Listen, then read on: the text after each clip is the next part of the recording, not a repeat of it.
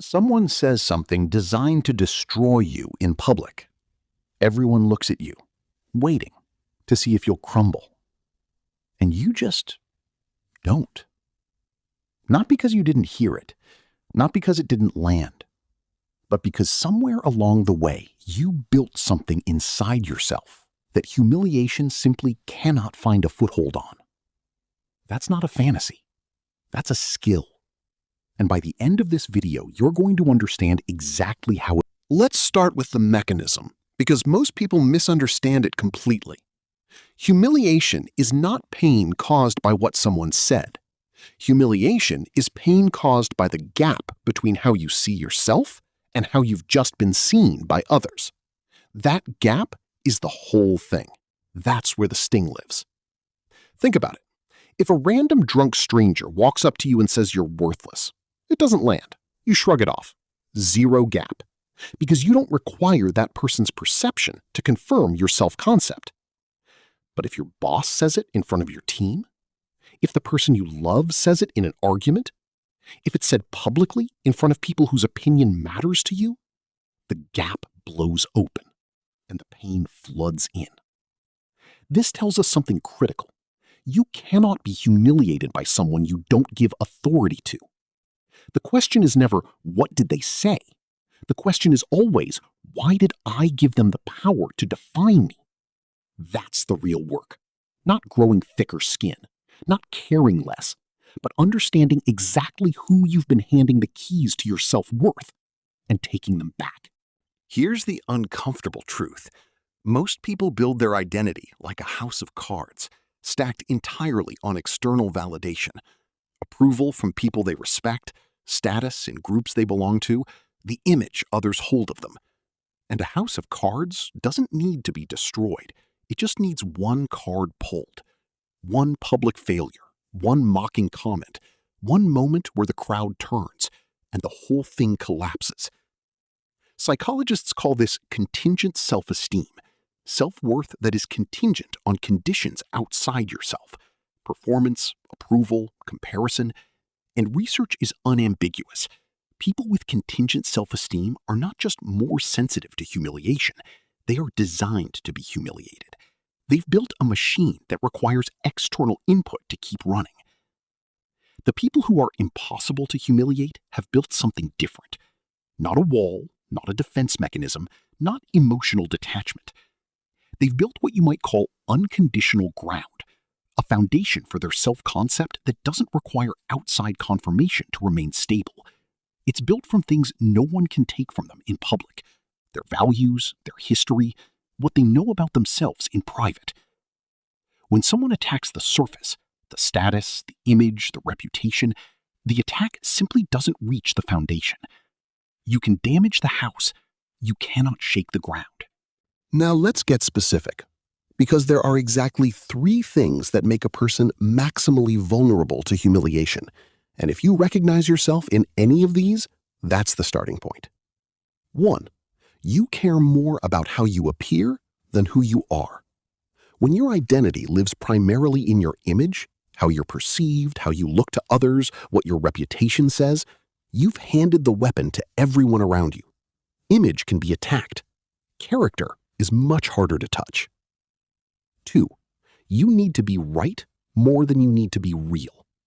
People who cannot tolerate being wrong in public are endlessly humiliatable, because the moment someone exposes a mistake, a gap in their knowledge, a contradiction, the mask slips, and the panic that follows is visible to everyone. The person who can say, "You're right, I was wrong," in front of a crowd without flinching, nobody can humiliate them with their own mistake. They already owned it.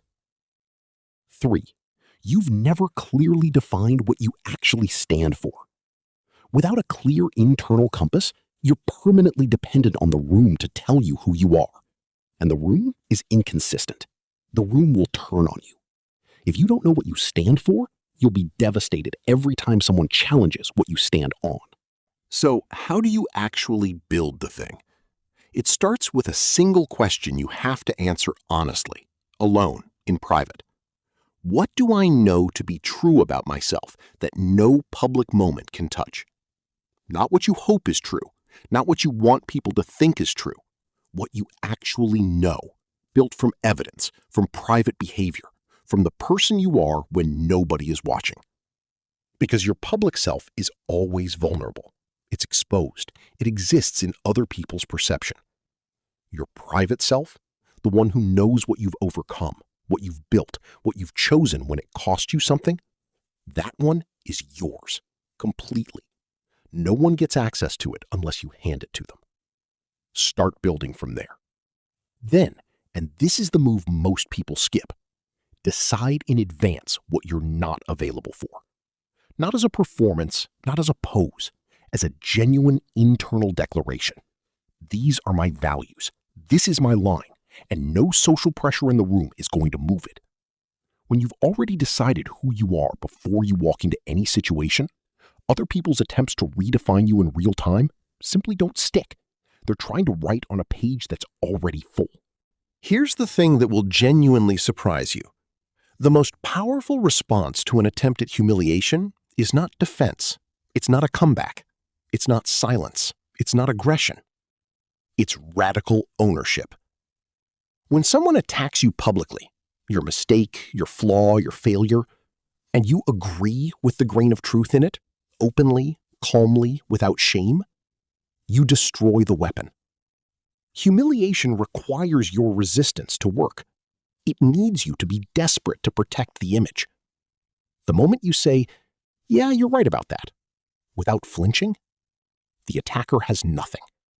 The crowd has nothing. The entire mechanism collapses. This is not weakness. This is the most advanced form of psychological strength available to a human being. Marcus Aurelius called it the obstacle is the way. The Stoics understood that the attack only becomes a wound if you run from it. Walk toward it, and it loses all its power. The person who is impossible to humiliate is the person who has nothing to hide and nothing to protect. Because they've already seen themselves clearly, accepted what they found, and decided. In practice, this is what it looks like. Someone mocks you in public. You feel it land because you're not numb, you're human. But instead of the usual flood of panic and scramble to recover, something different happens. You check in with the foundation. Still there. You assess. Is there truth in what they said? If yes, own it. If no, it simply isn't about you, even if it was aimed at you.